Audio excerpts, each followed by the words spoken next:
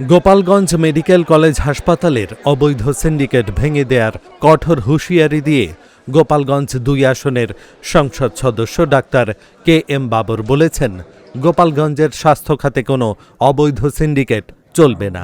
সব রোগী ১০ টাকার টিকিটের বিনিময়ে ডাক্তার দেখাবে। সিন্ডিকেট করে টিকিটের দাম বেশি নেওয়া ও স্থানীয় কর্মচারীদের কোনো দৌরাত্ম্য চলবে না। আগামীতে কর্মচারী নিয়োগে স্থানীয় বিষয়টির ব্যাপারে ব্যবস্থা নেওয়া হবে। গোপালগঞ্জ মেডিকেল কলেজ ও হাসপাতালের চিকিৎসকদের সাথে মতবিনিময় সভা শেষে সাংবাদিকদের বিভিন্ন প্রশ্নের জবাবে তিনি এসব কথা বলেন। তিনি আরও বলেন, গোপালগঞ্জের স্বাস্থ্য খাতে একটি রোল মডেল সৃষ্টি করতে চাই।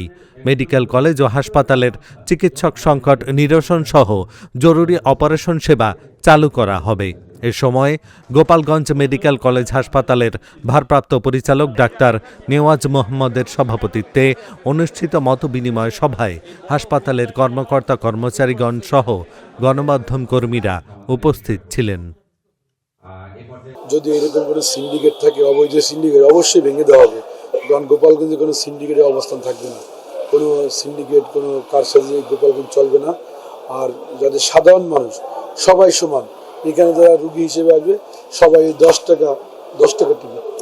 টাকার টিকিটে সবাই ডাক্তার দেখাতে পারবে। এখানে কোনো সিন্ডিকেট করে বেশি নেই। আর স্থানীয় যারা বলছেন আগামীতে যখন লোক নিয়োগ, আউটসোর্সিংয়ের লোক নিয়োগ দেবে, তখন সেইভাবে ব্যবস্থা নেবে যাতে স্থানীয় যাতে কোনো দৌরত্ব না দেখাতে পারে।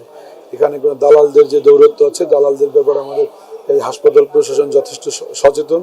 এবং এর পাশাপাশি আমাদের স্থানীয় যে পুলিশ প্রশাসন আছেন তাদেরকে, এবং মোবাইল টিম আছেন তাদেরকে আমি বলবো যে গোপালগঞ্জ মেডিকেল কলেজ হাসপাতালে কোনো দালালদের কোনো অবস্থান হবে না। এই দালালদের ধরার জন্য ম্যাজিস্ট্রেট সহ মোবাইল টিম থাকবে।